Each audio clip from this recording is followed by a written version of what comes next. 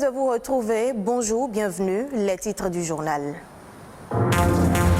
Les produits éclaircissants connaissent un essor inquiétant en Afrique et au Bénin en particulier. La dépigmentation effet de mode aujourd'hui présente des risques sanitaires.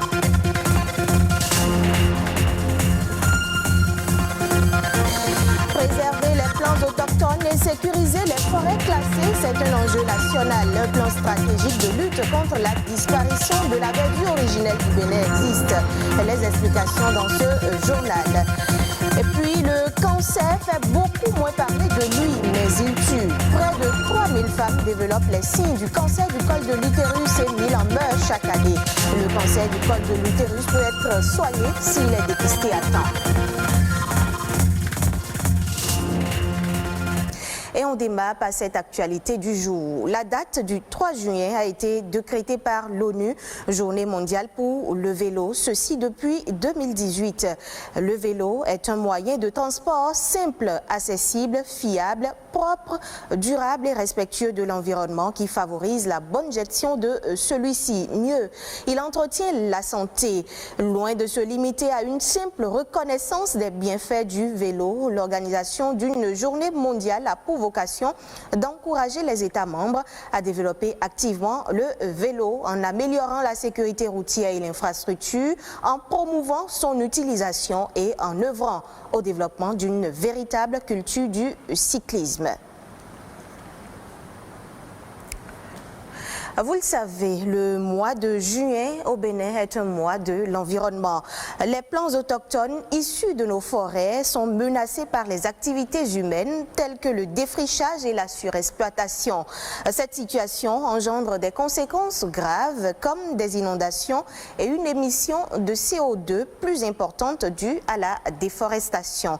Colonel Dossou Justin Azankpan, secrétaire général des eaux et forêts par intérim, nous parle des mesures palliatives, on l'écoute.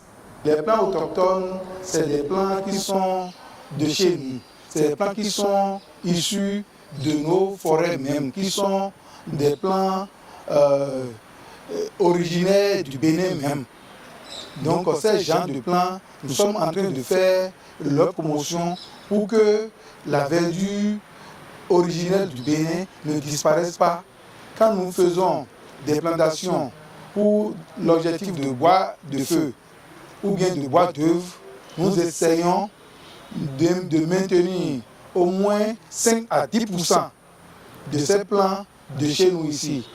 De sorte que, après 5 ans ou 7 ans, si nous récoltons le bois énergie et consorts, nous avons encore un bon paysage, un paysage béninois, avec des plants qui sont adaptés ou bien qui sont nés au Bénin ici. Donc, des arbres utiles, des arbres adaptés à notre climat, des arbres qui sont d'ici. C'est de ça que nous parlons en parlant de plants autochtones. Et il faut dire, avec tout ce qui est fait, les plantations forestières, ne serait-ce que ces plantations couvrent un peu près de 1,98% du territoire national.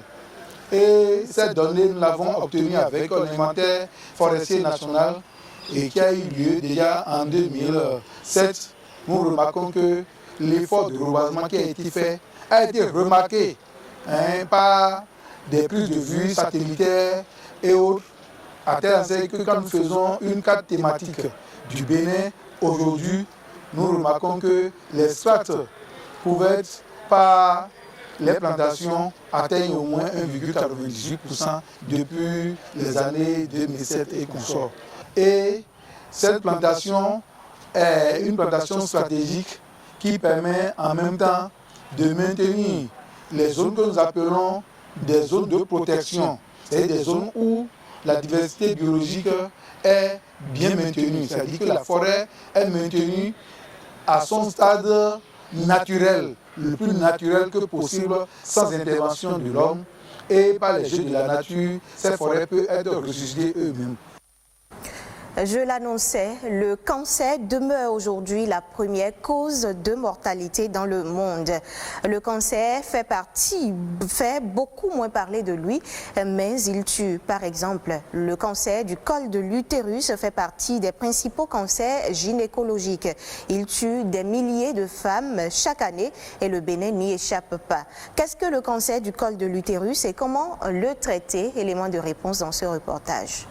Le cancer du col, ça va être l'apparition au niveau du col de l'utérus de cellules qui vont se multiplier de façon anarchique et qui vont entraîner des conséquences graves sur l'organisme et qui peuvent entraîner la mort. Et sur 300 000 décès de femmes pour cause de cancer enregistrés en 2018 dans le monde, le cancer du col de l'utérus est responsable des 2/3 selon l'Organisation mondiale de la santé. Il est classé deuxième cause de mortalité chez la femme après le cancer du sein.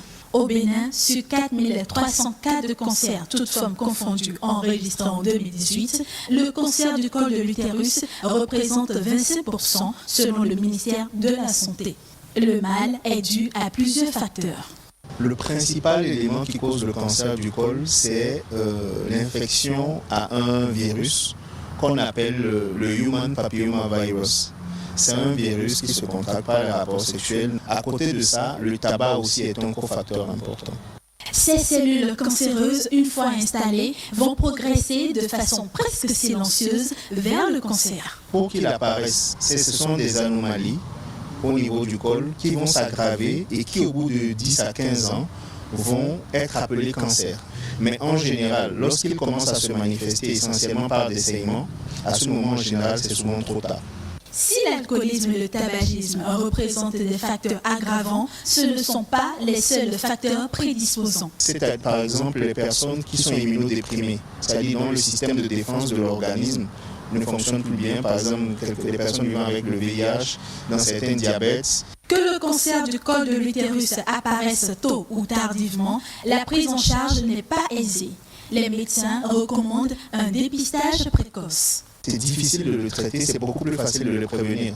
Passé un certain stade, il ne va pas pouvoir être guéri. On va plutôt améliorer le confort de vie de la personne le temps qu'il reste à vivre. Et pour accompagner les agents de santé dans la lutte contre le fléau, le Bénin s'est doté d'un document stratégique de 100 pages qui fournit des informations utiles sur le cancer du col de l'utérus et d'autres cancers chez la femme. L'opérationnalisation de ce plan stratégique permettra dans les mois et années à venir aux autorités et acteurs sanitaires d'apporter l'assistance nécessaire aux populations béninoises afin de leur éviter autant que faire se peut ou de détecter à temps toute situation de cancer susceptible de leur être préjudiciable. Avec une bonne mise en application de ce plan stratégique, nous parviendrons à une réduction de 30% du taux de mortalité lié au cancer du col de l'utérus. Les femmes, quel que soit le âge, sont invitées à faire l'examen du frottis vaginal tous les 3 ans pour éviter toute complication. Intéressons-nous à présent à la dépigmentation dont l'une des conséquences graves est le cancer de la peau. S'éclaircir la peau est devenu un phénomène de mode, un fait banal que l'on constate de plus en plus au Bénin. Nombreux sont ces hommes et femmes qui s'adonnent à cette pratique qui n'est pas sans conséquences pour la santé. Suivez ce reportage. En Afrique subsaharienne, il est fréquent de rencontrer des hommes et femmes aux couleurs de peau artificielles. S'éclaircir la peau est donc devenu un phénomène banal. L'obsession de la peau claire est telle que les femmes se font des gommages à l'aide de produits toxiques. Pour les femmes, la dépigmentation est essentielle pour plaire aux hommes. Cependant, la plupart des hommes rencontrés disent apprécier la femme naturelle. Moi, je regarde la femme de beaucoup plus naturelle, d'apparence, et maintenant je regarde ce qu'elle a dans la tête. Quand tu commences, à un moment donné, lorsque vous lâchez, vous allez constater que votre peau commence à devenir multicolore ou multiforme. Cette pathologie prend également le nom de vitiligo. Le désagrément est essentiellement esthétique avec toutes les conséquences sociales que cela suppose. Ici, nous assistons à l'apparition de taches blanches sur les pieds, les mains, le visage, les lèvres ou toute autre partie du corps de l'individu. Les mélacocytes, cellules responsables de la couleur de la peau, disparaissent. La dépigmentation est alors plus ou moins importante et les taches de taille variable. Vous avez donc des complications infectieuses, vous avez la gale, vous avez des complications parasitaires, vous avez des complications bactériennes, vous avez des complications virales, vous avez des complications de tous les types. Vous avez en plus de ça des troubles pigmentaires, vous avez des peaux donc alors qui sont noires, qui sont décolorées, vous avez des problèmes d'ochronodésogènes qui sont liés donc alors au fait que la peau se brûle, liés donc alors au fait qu'il y ait un manque de mélanine et donc les rayons ultraviolets vont brûler la peau. Et vous avez d'autres types de problèmes tels que l'hypertension artérielle, tels que le diabète, tels que les problèmes donc alors surrénaliens. Et vous avez également des retards à la cicatrisation lors des césariennes. Les conséquences de la dépigmentation peuvent être mortelles. L'individu décapé peut être sujet à un cancer de la peau. Lorsqu'on utilise de la cortisone, que ce soit par voie orale, que ce soit par voie locale, lorsqu'on utilise de l'hydroquinone, lorsqu'on utilise des sels de mercure, lorsqu'on utilise de l'eau de javel, lorsqu'on utilise du crésil pour se dépigmenter la peau, à long terme, dans 5, 10, 25 ans, on peut déjà avoir donc des cancers cutanés. Les cancers cutanés, ce sont en fait donc alors des multiplications qui sont des multiplications anarchiques des cellules kératinocytaires qui font l'épiderme. Et donc, on peut l'avoir et c'est des complications à long terme. Il faudrait que le Bénin aujourd'hui se rapproche du Rwanda, qui est l'un des pays en Afrique subsaharienne où il y a le plus faible taux de dépigmentation possible. Et on peut y arriver si on peut sensibiliser, s'il y a des moyens, si tout le monde s'y met et qu'on informe les gens de façon claire sur donc alors les bienfaits donc de la peau noire en créant une discrimination positive vis-à-vis de la peau noire. La sensibilisation est donc importante dans les couches adultes, mais également dans les jeunes couches pour éviter que le phénomène ne s'amplifie. Madame, Monsieur, retrouvons à présent La Nation en bref, une compilation de quelques sujets de l'actualité nationale réalisée par Nadège Omonladesani.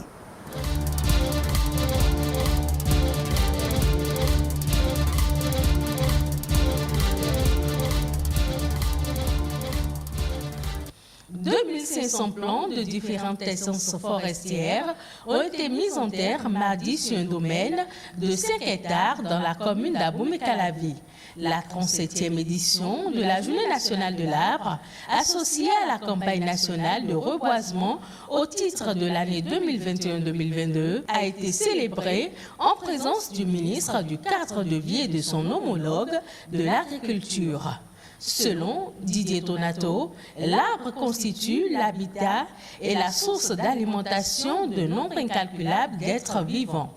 Le reboisement massif contribue alors à restaurer les écosystèmes et à maintenir une forte qualité de vie sur Terre.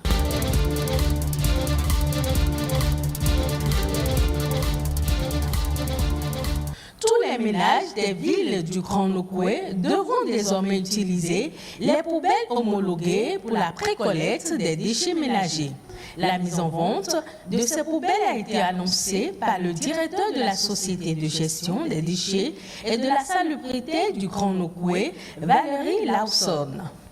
À en croire le directeur, les poubelles homologuées sont indispensables pour l'atteinte des résultats. Elles seront donc cédées à 25 000 francs CFA pour une contenance de 120 litres.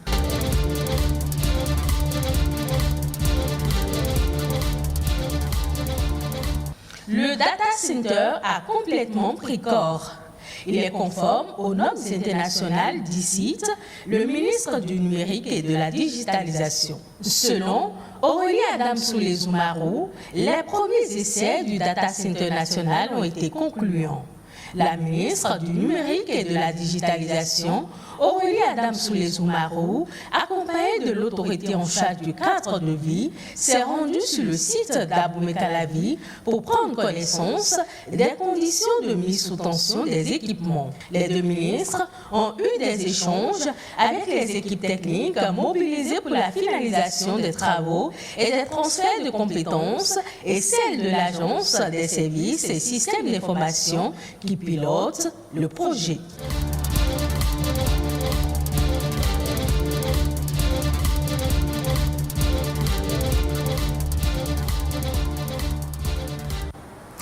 Voilà, Madame, Monsieur, c'est l'essentiel à retenir de cette session d'information. Retrouvez ce journal sur le site web de l'ORTB, www.ortb.bj.